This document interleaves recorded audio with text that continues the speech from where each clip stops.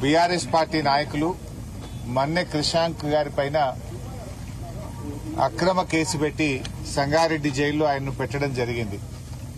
క్రిషాంక్ గారితో పాటు మరొక 7 బీఆర్ఎస్ కార్యకర్తల పైన ఈ కాంగ్రెస్ ప్రభుత్వం అక్రమ కేసులు పెట్టి వారిని సంగారెడ్డి జైల్లో పెడితే మా నాయకులను కలవడానికి స్థానిక శాసనసభ్యులు చింత ప్రభాకర్ గారు, మా జహీరాబాద్ శాసనసభ్యులు మాణిక్రావు గారు, తమ్ముడు ఎర్రల శ్రీనివాస్ గారు, పార్టీ సీనియర్ నాయకులు అందరం కలిసి ఈరోజు వారిని పరామర్శించడం జరిగింది. ముఖ్యంగా కాంగ్రెస్ ప్రభుత్వం ప్రశ్నించే గొంతుల మీద అక్రమ కేసులు పెడుతూ ఏ రకంగానైనా ఈ ప్రశ్నించే గొంతులను అణిచివేయాలని చెప్పి ప్రయత్నం చేస్తా ఉన్నారు.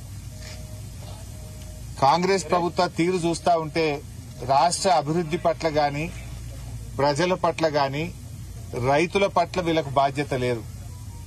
ప్రభుత్వ అక్రమాలను, ప్రభుత్వం చేస్తున్న అన్యాయాలను, ప్రభుత్వ వైఫల్యాలను, ప్రభుత్వం చెప్పిన మేనిఫెస్టో అమలు తీరును ప్రశ్నించే గొంతుల మీద కేసు పెడుతూ మమ్మల్ని మీరు అడుగుతారా అనేటువంటి అహంకారపూరిత రాచరిక ధోరణిని ఇవాళ కాంగ్రెస్ ప్రభుత్వం అవలంబిస్తా ఉంది. ఆనాడేమో 6 గ్యారంటీలతో పాటు 7వ గ్యారంటీ ప్రశ్నించే హక్కును కల్పిస్తాము అన్నారు. ఈ రోజు ఎవరు మాట్లాడితే వాళ్ళ మీద case, vigilance enquiry, CID enquiry, కమిషన్లు, అక్రమ కేసులు, అరాచకాలకు పాల్పడతా ఉన్నారు. ఇవాళ క్రిషాంక్ గారి మీద పెట్టిన కేసు, క్రిషాంక్ గారు పోలీస్ స్టేషన్ లో కంప్లైంట్ ఇచ్చినాడు. ఆయన మా నాయకులు కేసీఆర్ గారి మీద, మా పార్టీ నాయకులు కేటీఆర్ గారి మీద, మా పార్టీ నాయకుల మీద ఫేక్ పోస్టులు పెడతా ఉన్నారు, తప్పుడు వార్తల్ని ప్రచారం చేస్తా ఉన్నారు అని ఎవరైతే ఆ వార్తలు ప్రచారం చేశారో, ఎవరైతే తన మొబైల్ నుంచి ఈ పోస్టులు చేశాడో ఆ మొబైల్ ఫోన్ తీసుకెళ్లి పోలీస్ స్టేషన్ లో ఇచ్చాడు. పోలీసులకు ఈ మొబైల్లో అన్ని ఆధారాలు ఉన్నాయి, ఈ మొబైల్ నుంచే ఇగో మా కేసీఆర్ గారి మీద, మా పార్టీ నాయకుల మీద అక్రమ కేసులు, అక్రమ పోస్టులు పెట్టారు, దుష్ప్రచారం చేస్తా ఉన్నారు, ఈ మొబైల్లో అన్ని ఆధారాలు ఉన్నాయని అతని చేతి నుంచి మొబైల్ తీసుకుని పోలీస్ స్టేషన్ లో పోలీసులకు కంప్లైంట్ కాపీతో పాటు మొబైల్ అందజేయడం జరిగింది. ఇప్పుడు ఎవరి మీద కేసు బుక్ చేయాలి? ఎవరైతే బీఆర్ఎస్ నాయకుల మీద ఫేక్ పోస్టులు పెట్టినారో, తప్పుడు పోస్టింగ్లు పెట్టి తప్పుడు వార్తలు రాసినారో వాళ్ళ మీద కేసు పెట్టలే. కంప్లైంట్ ఇచ్చిన క్రిషాంక్ మీద, క్రిషాంక్ తో ఉండే కార్యకర్తల మీద కేసులు పెట్టి వాళ్ళని ఎలా జైల్లో నిర్బంధించింది. ఇది ఎట్లుందంటే దొంగతనం చేసిన వాడిని విడిచిపెట్టి అరే తప్పు చేసిండు అని పోలీసుల దగ్గరికి వెళ్తే నిన్నే లోపల పెట్టినట్టున్నది. అంటే పోలీస్ స్టేషన్ లో కంప్లైంట్ ఫిర్యాదు చేయడానికి వెళ్లిన వాళ్ళ మీదనే కేసు పెట్టి జైల్లో పెడుతుంది ఈ కాంగ్రెస్ ప్రభుత్వం. వాళ్ళకేం చేసిండ్రు? నోటీస్ ఇచ్చి ఇంటికి పంపించారు. ఎవడైతే ఫేక్ పోస్టులు పెట్టిండో, ఎవడైతే బీఆర్ఎస్ నాయకుల మీద, తెలంగాణ తొలి ముఖ్యమంత్రి, తెలంగాణ సాధకులు కేసీఆర్ గారి మీద కేసు పెడితే, తప్పుడు పోస్టులు పెడితే వాళ్ళకి నోటీస్ ఇచ్చి పంపుతారు. మా పార్టీ నాయకుడి మీద, మాజీ ముఖ్యమంత్రి మీద దొంగ పోస్టులు పెట్టిండ్రు, తప్పుడు ప్రచారం చేస్తున్నారని కంప్లైంట్ ఇచ్చిన వాళ్ళనేమో జైల్లో పెడుతున్నారు. ఇది ఎక్కడి పాలన అని అడుగుతా ఉన్నా. ఇది ప్రజాస్వామ్యమా అని నేను అడుగుతా ఉన్నా రేవంత్ రెడ్డిని. నువ్వే హోంమంత్రివి, నువ్వే ముఖ్యమంత్రివి, ఇది ఏం పద్ధతి అని అడుగుతా ఉన్నా. ఇవాళ వాళ్లకు ఆయన మీద 308 సెక్షన్ పెట్టిండ్రు, నాన్ బెయిలబుల్ సెక్షన్ పెట్టిండ్రు. మెజిస్ట్రేటే అడిగింది, ఫోన్ తీసుకుంటే ఎవడన్నా నాన్ బెయిలబుల్ సెక్షన్ పెడతారా? ఫోన్ తీసుకుపోయి పోలీసులకే ఇచ్చిండు కదా, ఇలా ఆధారాలు ఉన్నాయి చూసుకోండి అని. ఆయన మీద నాన్ బెయిలబుల్ ఎట్లా పెడతారని మెజిస్ట్రేట్ గారే 308 సెక్షన్ కొట్టేసిండ్రు. మెజిస్ట్రేట్ కొట్టేస్తే మిగతా సెక్షన్లు ఏంటి? అన్ని బిలో 7 years బెయిలబుల్ సెక్షన్స్.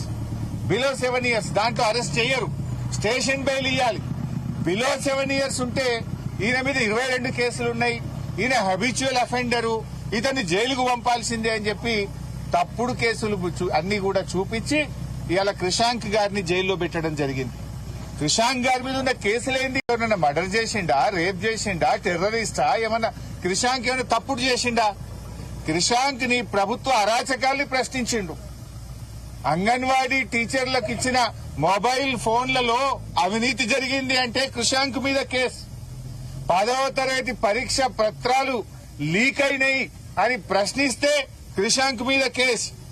కంచె గచ్చిబౌలి భూములు అమ్ముతున్నారు, అక్కడ మూగ జీవాలన్నీ చచ్చిపోతున్నాయి, చెట్లు కొట్టేస్తున్నారు, ఇది అన్యాయం అంటే కంచె గచ్చిబౌలిలో కేసు. సోమ్ డిస్టిలరీ అనేది బ్యాన్ చేసిండ్రు, సోమ్ డిస్టిలరీ మందు దాగి చాలా మంది చనిపోయినరు, ఆ సోమ్ డిస్టిలరీని తెలంగాణలో ఎట్లా తెస్తారు అని అడిగితే క్రిషాంక్ మీద కేసు. అదేవిధంగా మిస్ వరల్డ్ పోటీల్లో మిస్ ఇంగ్లాండ్ పట్ల కాంగ్రెస్ నాయకులు దుర్మార్గంగా వ్యవహరించారు, మన దేశ పరువు పోయింది, రాష్ట్ర పరువు పోయింది, దాని మీద విచారణ జరపాలి అంటే విచారణ జరపరు గాని ప్రశ్నించినందుకు క్రిషాంక్ మీద కేసు. అదేవిధంగా ఒక ఆయన అనుముల మహానందరెడ్డి ఒక కేసులో ఇన్వాల్వ్ అయినాడు, ఆ కేసులో అందరిని అరెస్ట్ చేసిండ్రు. అనుముల మహానందరెడ్డిని ఎందుకు అరెస్ట్ చేయరు? ఆయన ఇంటి పేరు అనుముల ఉన్నందుకే ఆయన విడిచిపెడతారా? ఆయనను ఎందుకు అరెస్ట్ చేయరు అని అడిగితే పిసిసి అధ్యక్షుడు మహేష్ కుమార్ గౌడే పోలీస్ స్టేషన్ లో కేసు ఇస్తాడు, క్రిషాంక్ మీద కేసు పెడతాడు. అంటే అడగడమే నేరమా? ప్రశ్నించే హక్కు భారత రాజ్యాంగం ఈ పౌరులకు ఇవ్వలేదా? ఇట్లా ఉస్మానియా యూనివర్సిటీలో ఫేక్ సర్క్యులర్ ను రేవంత్ రెడ్డి ఆయన పోస్ట్ చేస్తే ఇది ఫేక్ సర్క్యులర్ అని ప్రశ్నిస్తే క్రిషాంక్ మీద కేసు. ఇట్లా క్రిషాంక్ మీద పెట్టిన కేసులేంటి? ఈ దేశ పరువు పోయింది, మిస్ వరల్డ్ మిస్ ఇంగ్లాండ్ పట్ల మీరు అవమానపరిచే విధంగా చేసిండ్రు, 10వ తరగతి పరీక్ష పత్రాలు లీక్ అయినాయి, గచ్చిబౌలి భూములు అమ్ముతున్నారు, చెట్లు కొడుతున్నారు, సోమ్ డిస్టిలరీ అనే మందు దాగి చాలా మంది చనిపోయిండ్రు, ఇది మన రాష్ట్రంలో తేవద్దు, ఇట్లాంటి విషయాలు మాట్లాడినందుకు ఇవాళ అరెస్ట్ చేసి జైల్లో పెడుతుండ్రు. అంటే ఇది ఎక్కడి ప్రభుత్వం అని అడుగుతా ఉన్నాం. రేవంత్ రెడ్డిని అరాచకాలకు ప్రజలు గమనిస్తా ఉన్నారు, తప్పకుండా తగిన విధంగా బుద్ధి చెప్తారు. ఇట్లా ఎన్ని కేసులు, మెదక్లో మా పార్టీ నాయకుల మీద కేసులు, సంగారెడ్డిలో మా నాయకుల మీద కేసులు, రాష్ట్ర వ్యాప్తంగా లగచర్లలో చూశాం, మా గిరిజన బిడ్డల మీద ఏ రకంగా అక్రమ కేసులు పెట్టారో చూశాం. కేసులతో గొంతు నొక్కలేవు, కేసులతో నువ్వు మళ్లీ గెలుస్తా అనుకుంటే అది మూర్ఖత్వం. హిట్లర్ను మించిపోయింది నీ మూర్ఖత్వం. నువ్వు ఆ జూబ్లీహిల్స్ ప్యాలెస్ లో కూర్చొని నువ్వేదో రాజు అనుకుంటున్నావు, నేనే రాజు నేనే మంత్రి నీకు నువ్వే చెప్పుకుంటున్నావు. కానీ నీకు తగిన బుద్ధి చెప్పడానికి ఇలా రాష్ట్ర ప్రజలు సిద్ధంగా ఉన్నారు. కొంతమంది ఐపీఎస్ అధికారులు ఇలా మా ఫోన్లు హ్యాక్ చేస్తా ఉన్నారు, మా ఇండ్ల ముందున్న సీసీ కెమెరాలు హ్యాక్ చేస్తా ఉన్నారు. బెంగళూరు నుంచి ప్రైవేట్ హ్యాకర్లను తీసుకొచ్చి వాళ్లకు డబ్బులు చెల్లించి హైదరాబాద్ కమాండ్ కంట్రోల్ రూమ్ లో వాళ్లను పెట్టి ఇవాళ బీఆర్ఎస్ నాయకుల ఫోన్లు హ్యాక్ చేస్తున్నారు, మా ఇండ్ల ముందుండే సీసీ కెమెరాలు హ్యాక్ చేస్తా ఉన్నారు. ఇవన్నీ బయటకు వస్తాయి. నేను ఐపీఎస్ అధికారులను కూడా హెచ్చరిస్తా ఉన్నాం, మా దగ్గర అన్ని సాక్ష్యాధారాలు ఉన్నాయి, టైం వచ్చినప్పుడు అన్ని బయట పెడతాం. రేపు బీఆర్ఎస్ ప్రభుత్వం వచ్చిన తర్వాత మీరు రిటైర్ అయినా మిమ్మల్ని వదిలిపెట్టము. మీరు రిటైర్ అయితమేమో అనుకుంటున్నారేమో గాని రేపు మీ మీద దానికి సంబంధించినటువంటి కేసులు నమోదు చేస్తాం, విచారణ జరుపుతాం. మీరు చేసిన అక్రమాలకు మీరు తగిన మూల్యం చెల్లించుకోవాల్సి వస్తుంది. అప్పుడు రేవంత్ రెడ్డి కాపాడలేడు, మిమ్మల్ని ఎవడు కాపాడలేడు. రిటైర్ అయితే సొంత డబ్బులతో అడ్వకేట్లను పెట్టుకోవాల్సి వస్తుంది. గుర్తుపెట్టుకోండి, చట్టానికి అనుగుణంగా నడుచుకోండి. కానీ చట్టాన్ని అతిక్రమించి ప్రైవేట్ హ్యాకర్లను ఎంగేజ్ చేసి బీఆర్ఎస్ నాయకుల ఫోన్లు హ్యాక్ చేస్తే, బీఆర్ఎస్ నాయకుల ఇండ్ల ముందుండే కెమెరాలు హ్యాక్ చేస్తే మీరు రేపు చట్టం నుంచి తప్పించుకోలేరు అనే విషయాన్ని నేను వాళ్ళని హెచ్చరిస్తా ఉన్నా. ఏంది అక్రమ కేసులు? ఇలా క్రిషాంక్ మీద ఇన్ని కేసులు పెట్టి జైల్లో పెట్టినా అని రేవంత్ రెడ్డి వికృత ఆనందం పొందుతా ఉన్నాడు. మీరు చేసే అరాచకాలు పాపాలు అన్ని ఇన్ని కావు, ఇవన్నీ రికార్డ్ అవుతున్నాయి, ప్రజల దృష్టిలో రికార్డ్ అవుతున్నాయి, మా పార్టీ కార్యాలయంలో రికార్డ్ అవుతున్నాయి. రేపు వీటన్నిటినీ ఓపెన్ చేయాల్సి వస్తుంది. అయిపోయింది, నీ పని అయిపోయింది. నువ్వు నీ 420 హామీలు లేవు, నీ 420 హామీల సంగతి ప్రజలకు అర్థమైంది. ప్రజలే తిరగబడుతున్నారు. నువ్వు మాటలకు ఎక్కువ, చేతలకు తక్కువ. ఏదన్నా ఒక్కటన్నా అమలైందా? నీ మాటలు ఏదైనా ఒక్కటన్నా అమలైందా? ఇలా నీ జూబ్లీహిల్స్ ప్యాలెస్ చాలదని ఎంసీహెచ్ఆర్డీలో 100 కోట్లతో ఇంకో ప్యాలెస్ కడుతున్నావు. పెడతాం, అన్ని బయట పెడతాం. ఇప్పటికైనా మేము ఒకటే కోరుతున్నాం, నీకు సగం కాలం అయిపోయింది, ఇక మిగిలింది సగ కాలమే.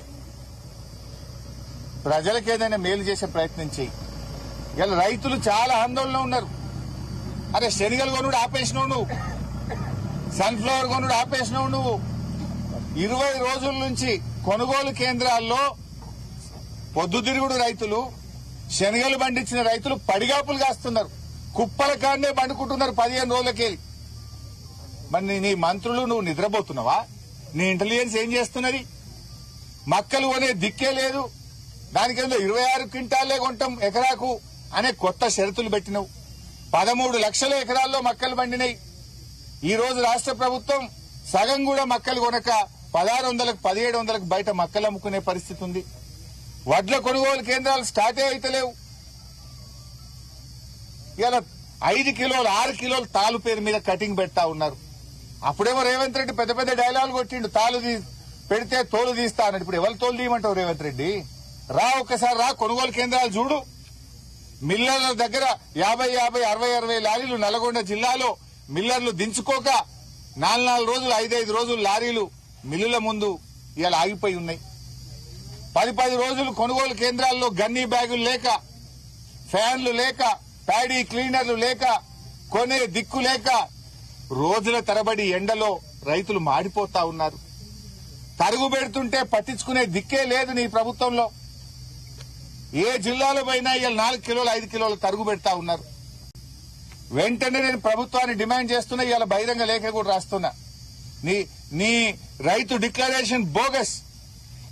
అరే నువ్వు శనగలు కొనే తెలివి లేదు నీకు, మక్కలు కొనే తెలివి లేదు, సన్ఫ్లవర్ కొనడం ఆపేసి 20 రోజులు అయిపోయింది, వడ్లు కొనే తెలివి లేదు.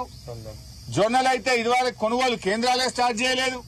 జైరాబాద్ లో, నారాయణ ఖేడ్లో, జూక్కల్లో, కామారెడ్డిలో, ఆదిలాబాద్ లో జొన్నలు పండిన రైతులు ఇవాళ సంగారెడ్డిలో చాలా ఇబ్బంది పడుతున్నారు. జొన్నలు పండిన రైతులు కొంటవా కొనవా జొన్నలు?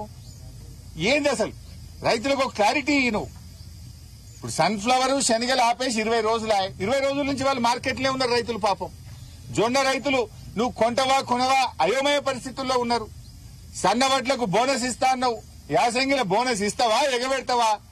ఇయ్యకపోతే తప్పైందని చెంపలేసుకో, క్షమాపణ చెప్పు. బోనస్ ఇస్తావా ఇయ్యవా ఏదో ఒక సంగతి చెప్పు. పోయిన యాసంగి 1560 కోట్ల బోనస్ ఎగ్గొట్టినావు. మరి ఈ యాసంగిలో కూడా బోనస్ ఇస్తావా ఇయ్యవా? ఏ సంగతి చెప్పవేంది నువ్వు?